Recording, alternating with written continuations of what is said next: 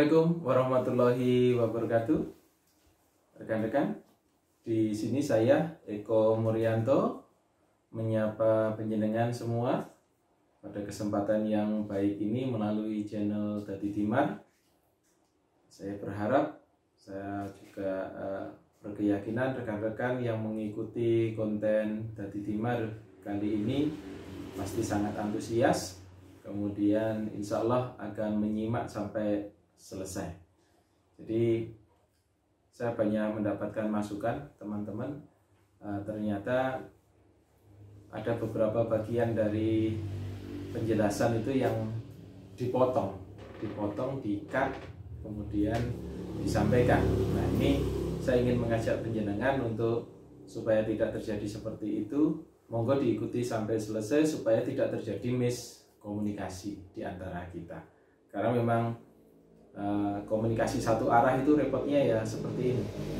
Tapi insya Allah nanti ketika waktu dan tempat memungkinkan di kesempatan berikutnya kita bisa komunikasi lewat darat atau secara langsung, tidak pakai virtual seperti ini, dengan situasi yang menyesuaikan dengan tatanan kehidupan baru. Ini sudah PPKM berjalan ke sekian kali. Oh iya, saya ingin mengenalkan dulu ini. Kebetulan kemarin saya dapat kiriman madu dari teman, kemudian ini dibuat seperti ini oleh keluarga saya, oleh istri saya. Ada serai, kemudian jeruk lemon, dan ditambah sedikit madu. Kita coba dulu. Segar. Jadi minuman ini dipercaya bisa meningkatkan imun karena ada lemon yang penuh dengan vitamin C, madu, dan juga serai yang biasa ada di sekitar kita. Mudah-mudahan ini bisa menambah penyemangat kita, meningkatkan imun kita di tengah situasi pandemi seperti ini. Rekan-rekan, saya juga ingin menyapa seluruhnya saja, baik yang ada di Magetan maupun di luar Magetan. Terima kasih atas support dan dukungannya terhadap Dadi Dimar sehingga bisa ada manfaat yang bisa diambil di Dadi Dimar. Kemarin banyak juga yang menyampaikan ke saya ucapan terima kasih. Saya juga matur nuwun. Mohon maaf, mungkin ada banyak hal dari apa yang saya sampaikan mungkin belum sesuai dengan harapan panjenengan. Rekan-rekan, tema yang akan saya ambil kali ini adalah bantuan keuangan khusus desa. Karena di beberapa tempat ketika komunikasi dengan saya, teman-teman Kades dan termasuk Bapak Ibu Camat yang ada di Magetan menyampaikan, kok di tempat saya tidak pernah dapat BKKD itu, bantuan keuangan khusus desa. Kemudian ada juga yang menyampaikan, itu bagaimana caranya untuk dapat BKKD dan lain sebagainya. Nah, pada kesempatan ini, karena banyaknya pertanyaan, termasuk kemarin ada yang, Pak nyuwun tolong BKKD-nya diinfokan supaya kita juga bisa mengajukan kan gitu. Jadi rekan-rekan, perlu saya sampaikan ini sekaligus bisa dikatakan sosialisasi sebetulnya. Karena di tempat saya sudah tidak memungkinkan untuk sosialisasi dengan jumlah banyak orang, maka saya gunakan konten YouTube ini untuk sosialisasi. Mudah-mudahan tidak mengurangi makna dari pertemuan seperti biasa. Nanti kalau belum jelas, panjenengan bisa ketemu dengan saya lagi dengan waktu dan tempat yang nanti menyesuaikan. Saya ingin berbicara tentang peraturan Bupati Magetan. Ini mohon maaf untuk teman-teman di luar Magetan, ini mungkin menjadi bahan studi, juga bahan komparasi di wilayah panjenengan ya. Saya akan sampaikan peraturan Bupati Magetan nomor 30 tahun 2021. Ini baru tentang tata cara penganggaran, pelaksanaan, dan penatausahaan pertanggungjawaban dan pelaporan, serta monitoring dan evaluasi bantuan keuangan khusus kepada pemerintah desa untuk pemberdayaan masyarakat desa. Panjang banget ya. Intinya adalah ini terkait dengan tata cara mulai dari penganggaran sampai dengan evaluasi BKKD yang ada di desa, di wilayah Kabupaten Magetan. Nah, sebelum kita berbicara lebih jauh, rekan-rekan, saya itu suka ikan soalnya. Kadang sambil lihat ikan, cupang. Saya ingin menyampaikan bahwa BKKD itu adalah bantuan keuangan khusus yang diberikan oleh pemerintah daerah kepada desa. Jadi apa itu BKKD sudah saya sampaikan itu. Kemudian bantuan ini diberikan bermaksud untuk menambah akselerasi pembangunan yang ada di desa selain yang bersumber dari dana desa.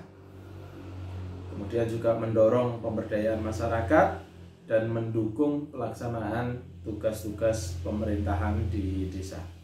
Bantuan ini bersumber dari APBD Kabupaten, rekan-rekan. Jadi ini bantuan sifatnya khusus. Karena sifatnya khusus tentu saja tidak semua dapat. Nah, ini yang harus dipahami, tidak semua dapat karena harus menyesuaikan dengan kemampuan keuangan daerah. Jadi yang di sini saya sampaikan bahwa silahkan penjenengan nanti berproses, tapi untuk dapatnya kita menyesuaikan dengan kemampuan keuangan dan juga hasil kajian verifikasi tim yang akan mensurvei. Bantuan ini, rekan-rekan, digunakan untuk apa saja? Ada beberapa item ini. Intinya saya ingin sampaikan bahwa bantuan keuangan khusus ini digunakan untuk yang pertama pembangunan sarana dan prasarana jalan desa. Kemudian pembangunan talud dan drainase, kemudian pembangunan sarana dan prasarana irigasi, pembangunan sarana sanitasi dan air bersih, pembangunan sarana dan prasarana jembatan, kemudian pasar desa, prasarana pendidikan, prasarana kesehatan, prasarana lingkungan hidup, program penanggulangan kemiskinan berbasis pemberdayaan masyarakat melalui peningkatan pelatihan keterampilan dalam berbagai jenis dan jenjang pelatihan serta bimbingan pengelolaan manajemen kewirausahaan. Jadi BKKD itu juga bisa digunakan untuk menumbuhkan wirausaha baru. Ini selaras dengan program pemerintah untuk pemulihan ekonomi nasional. Itu boleh diarahkan ke sana. Kemudian juga untuk kegiatan teknologi tepat guna dan kemandirian energi (TTG), kemudian pemberdayaan masyarakat melalui pengadaan barang belanja modal untuk desa. Jadi yang membelikan nanti desa, tapi prosesnya untuk belanja modal. Kemudian peningkatan sarana dan prasarana olahraga, pelatihan pemberdayaan masyarakat dan kelembagaan pemerintahan desa. Ini yang sebelumnya belum ada. Jadi untuk pelatihan lembaga kemasyarakatan dan pemerintahan desa boleh diambilkan dari penjenengan boleh mengajukan dari BKKD. Kemudian yang sapu jagatnya begitu, kegiatan lain yang dimungkinkan ada di desa yang belum tercover yang saya sebutkan tadi adalah kegiatan di bidang pemberdayaan masyarakat desa.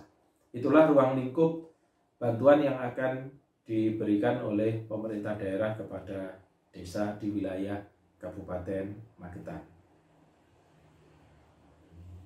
Kemudian guna menunjang itu, pemerintah desa dapat menganggarkan operasional ya. Jadi ketika penjenengan sudah tahu itu akan mendapatkan, maka boleh mendampingi kegiatan ini dengan sifatnya kegiatan yang berupa pembiayaan operasional.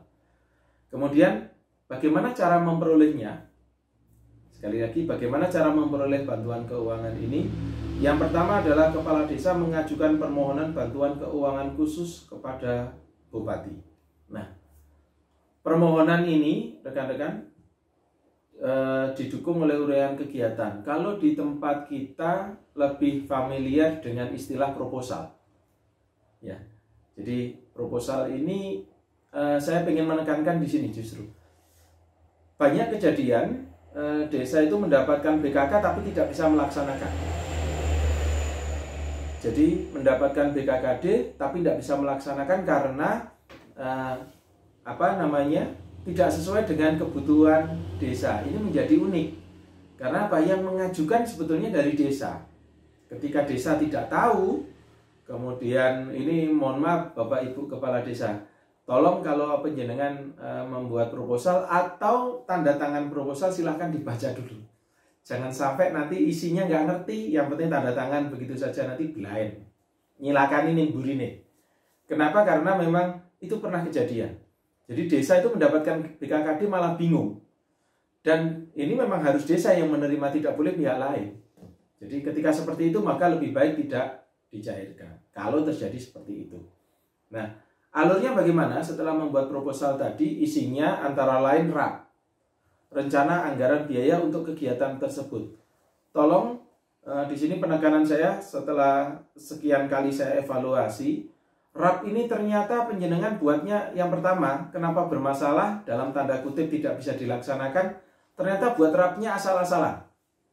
Asal-asalan itu tidak dihitung sesuai dengan mendekati kebenaran atau yang sebenarnya. Misalkan volume, panjang kali lebar kali tingginya. Misalkan untuk buat drainase, kedalamannya berapa, lebarnya berapa, kemudian panjangnya berapa. Ini memang harus diukur betul sesuai dengan kondisi real di desa itu. Apa yang penjenengan butuhkan di situ harus diukur betul. Kemudian yang kedua, penjenengan harus bisa mengestimasi tentang rencana anggaran berikut fluktuasi harganya. Makanya RAP ini saya minta tolong kalau desa tidak bisa membuat, silahkan koordinasi dengan teman-teman PU wilayah, Dinas Pekerjaan Umum Wilayah. Saya sudah komunikasikan, beliau-beliau ini siap membantu untuk verifikasi ataupun pembuatan RAP berikut datanya. Karena RAP dan gambar harus sesuai, juga kesesuaian wilayah. Misalkan yang diusulkan RT 1, ternyata akan digunakan di RT 2, itu tidak boleh. Jadi kalau RT-nya 1 di surat permohonan, maka itu juga harus di RT 1, tidak boleh berubah, peruntukannya tidak boleh berubah. Kemudian ini usulannya seperti itu. Setelah diterima oleh Bupati, maka Pak Bupati nanti akan mendisposisi. Kalau itu terkait dengan pemberdayaan masyarakat desa, maka larinya ke tempat saya di Dinas PMD. Tapi kalau misalkan tentang kelompok masyarakat, bisa saja ke pertanian, ke koperasi, Dinas Koperasi UMKM, ke Indak atau ke PU juga bisa. Tapi tergantung kemana nanti arah disposisinya. Nah, ketika sudah ada disposisi seperti itu, kemudian kami menginventarisir. Jadi seluruh kabupaten itu ada berapa yang mengajukan gitu ya, kita inventarisir. Kemudian kami mengusulkan melakukan kajian dulu.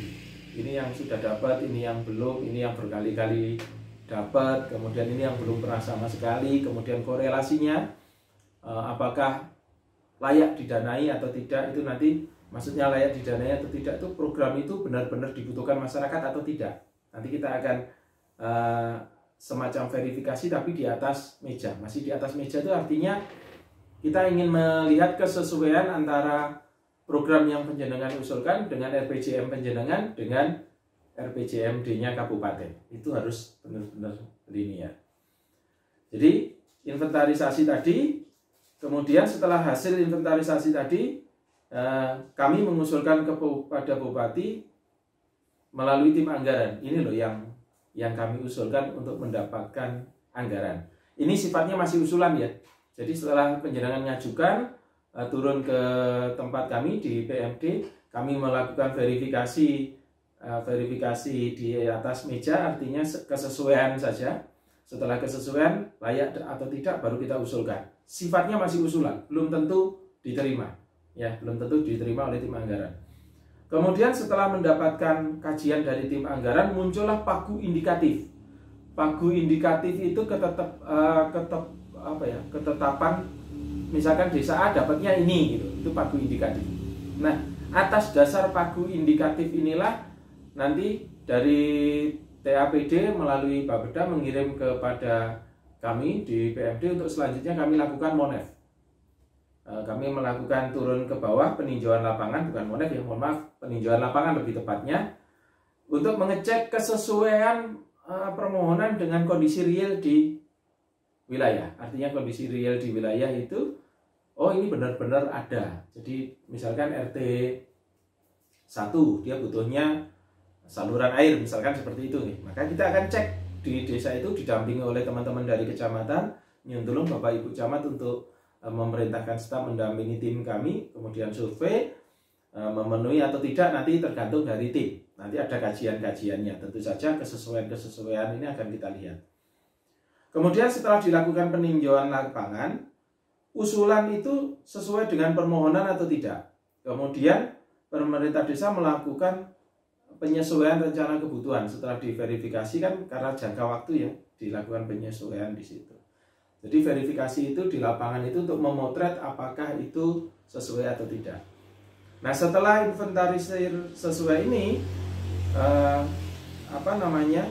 saya membentuk tim, PMD membentuk tim, kemudian tim itu sudah melaksanakan tugas, sudah sesuai, maka pagu indikatif tadi kita kirim balik ke tim anggaran untuk menjadi dasar penyantuman anggaran bantuan keuangan khusus dalam rancangan KUA PPAS. Jadi proposal ini diajukan 1 tahun sebelumnya. Karena apa? Kami butuh waktu untuk menelaah dan lain sebagainya. Memang SOP-nya begitu. Tahun 2021 mengusulkan yang untuk 2022. Kecuali dalam kondisi tidak normal, misalkan bencana. Nah, kemudian tadi ya sudah menjadi rancangan KUA PPAS. Kemudian nanti masuk dalam RKA SKPD, masuk dalam kelompok bantuan keuangan khusus dan nanti akan ditindaklanjuti. Kemudian dalam APBD dicantumkan daftar nama pemerintah desa selaku penerima bantuan keuangan khusus sebagai rincian penerima. Disinilah sudah tidak bisa berubah lagi. Karena apa? Begitu ditetapkan oleh bupati si A menerima ini, maka lokasinya di sini, maka itu tidak boleh berubah lagi. Tidak boleh berubah lagi. Jadi ketetapannya seperti itu. Nah, setelah itu, setelah Pak Bupati membuat SK tentang siapa saja desa yang berhak menerima, berapa besarannya, dan peruntukannya untuk apa, maka berdasarkan SK itulah saya mengajukan ajuan pencairan. Ya, artinya mengajukan permohonan pencairan. Nah, untuk pencairan harus bagaimana? Desa harus melampirkan yang pertama seperti ini. Setelah mendapatkan persetujuan pencairan dari Pak Bupati, maka saya akan meminta kepada Bapak Ibu Camat untuk memfasilitasi. Yang pertama adalah ini. Bantuan keuangan khusus desa ini disalurkan dari RKUD langsung ke RKD tanpa potongan. Sekali lagi tidak ada biaya dan tidak ada potongan. Dari RKUD masuk ke RKD. Untuk bisa masuk ke RKD, apa saja yang permohonannya? Yaitu berdasarkan pengajuan permohonan pencairan dari kepala desa. Jadi setelah ditetapkan menjadi pagu indikatif tadi, sudah keluar SK-nya, penjenengan akan kami panggil untuk menginformasikan. Disitulah saya biasanya melakukan kegiatan pembinaan kepada calon kepala desa yang menerima atau calon desa yang menerima dengan beberapa penekanan normatif sesuai dengan ketentuan. Kemudian tidak boleh berubah dan lain sebagainya, tidak boleh digeser dan lain sebagainya, karena ini sifatnya adalah pakem. Kalau sudah ditetapkan itu pakem. Caranya adalah yang pertama untuk bisa masuk itu, untuk bisa dicairkan, yang pertama adalah Bapak Ibu Camat melakukan pengecekan terhadap persyaratan permohonan. Ya, persyaratan permohonan yang diajukan oleh kepala desa, melakukan pengecekan ini biasanya nanti teman-teman kecamatan akan melakukan kesesuaian administrasinya. Misalkan 200 juta misalkan seperti itu, maka tulisannya sudah betul atau belum, desanya sudah betul atau belum, yang diajukan itu dicek, administrasinya harus betul-betul komplit. Setelah dirasa komplit, dirasa sesuai, tentunya Pak Camat akan memanggil kepala desa untuk mengecek itu, Bapak Ibu Camat. Kemudian Bapak Ibu Camat meneruskan pengajuan itu kepada Bupati melalui Dinas PMD. Jadi tanpa ada pengantar Bapak Ibu Camat tidak bisa. Ya, tidak bisa. Harus lewat Bapak Ibu Camat karena kita berada dalam satu sistem penyelenggaraan pemerintahan. Kemudian setelah Bapak Ibu Camat mengajukan itu, Dinas PMD dan desa melakukan pengecekan kembali. Ada 2 kali tahap. Yang pertama dicek oleh Bapak Ibu Camat, ya, Bapak Ibu Camat mengajukan, ada surat pengantarnya, desa mengantar itu ke Dinas PMD, boleh didampingi kecamatan untuk kami verifikasi ulang. Nah, dalam verifikasi ini saya minta tolong jangan pulang sebelum selesai. Jangan ditinggal berkasnya. Nanti kalau ditinggal lama lagi.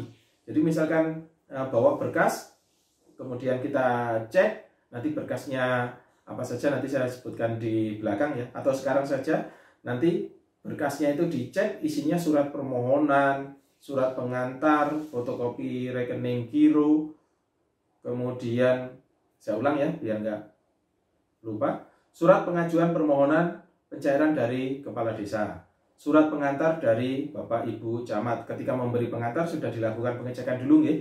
Kemudian fotokopi rekening giro desa. Kemudian ini surat pernyataan bermaterai dari kepala desa tentang kesanggupan melaksanakan dan mempertanggungjawabkan serta menggunakan dana bantuan keuangan khusus ini sesuai dengan peruntukannya berdasarkan peraturan perundangan. Nanti formatnya kita berikan. Ini artinya apa, Bapak dan Ibu? BKKD ini ketika penjenengan terima itu mutlak tanggung jawab pemerintah desa. Sekali lagi mutlak tanggung jawab pemerintah desa. Karena nanti begitu pencairan dari RKUD, dari kas daerah langsung masuk ke RKD-nya penjenengan, ke rekening desa penjenengan. Tadi ya, saya lanjutkan. Bantuan keuangan tadi, surat pertanggungjawaban, surat pernyataan pertanggungjawaban, kemudian laporan realisasi pembangunan dana penggunaan dana BKKD bila tahun sebelumnya ternyata penjenengan menerima. Jadi itu harus dipertanggungjawabkan dulu, laporannya harus dilampirkan. Kalau yang tidak menerima ya enggak. Kemudian bagi pemerintah desa yang menerima BKKD sebelum membuat surat pernyataan bahwa penggunaan itu khusus ini tahun anggaran sebelumnya sudah dipertanggungjawabkan dan selesai. Jadi kalau BKKD ini kok penjenengan sampai tahun 2020 dapat, 2021 dapat, maka untuk pencairan penjenengan akan menyampaikan surat keterangan itu. Bagaimana kalau bohong?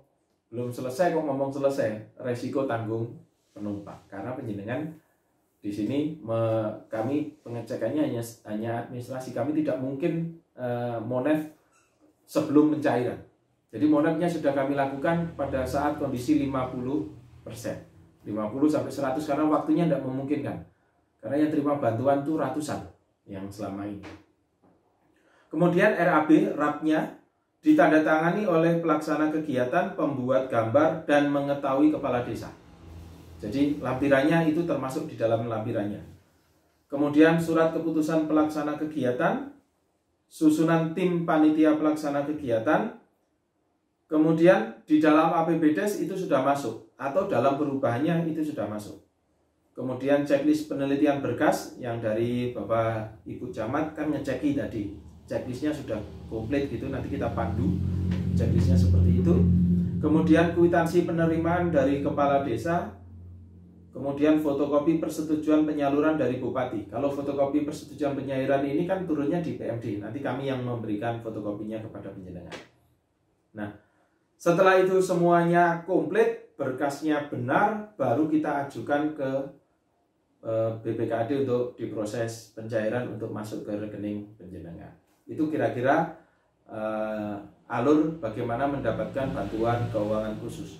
Nah, karena ini tanggung jawab mutlak pemerintah desa yang menerima bantuan, maka saya pesan wanti-wanti betul, gunakan sesuai dengan usulan penjenengan. Gunakan sesuai dengan usulan penjenengan. Karena kepala desa wajib menyampaikan laporan realisasi penggunaan BKKD diketahui camat kepada bupati melalui dinas kami. Sebagai bahan monet saya nantinya. Jadi sebagai bahan monet penjenengan harus laporan itu realisasinya seperti apa nanti melaporkan. Formatnya sudah kita buatkan di dalam perbuk ini. Jadi penjenengan tinggal menyampaikan. Kemudian lain-lain sudah ada semua. Nah, karena ini bertanggung jawab mutlak, maka nuwun sewu ini perlu saya sampaikan bahwa apabila penggunaannya tidak sesuai dengan peruntukannya, sudah terlanjur ditransfer ke rekening penjenengan dan tidak sesuai peruntukannya, maka pemerintah desa wajib mengembalikan bantuan keuangan khusus itu.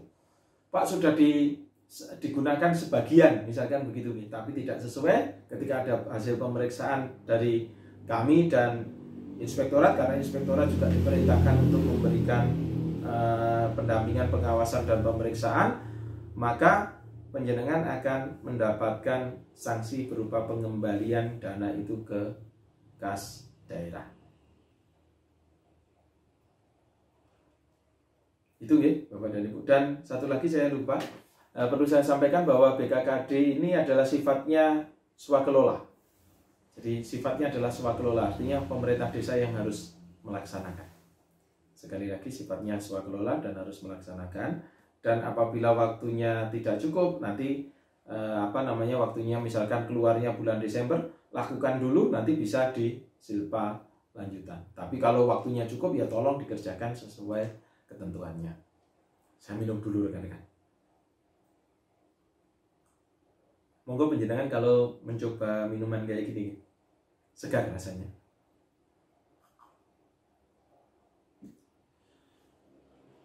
Nah, peraturan Bupati ini rekan-rekan, ini merupakan pengganti dari penyempurnaan, bukan pengganti ini. Jadi 2 kali saya membuat peraturan Bupati ini, usulan draftnya. Jadi ini merupakan ketentuan yang berlaku terakhir. Jadi ini maksudnya yang terakhir itu yang paling kita pedomani terakhir yang ini. Pergub nomor 30 tahun 2021.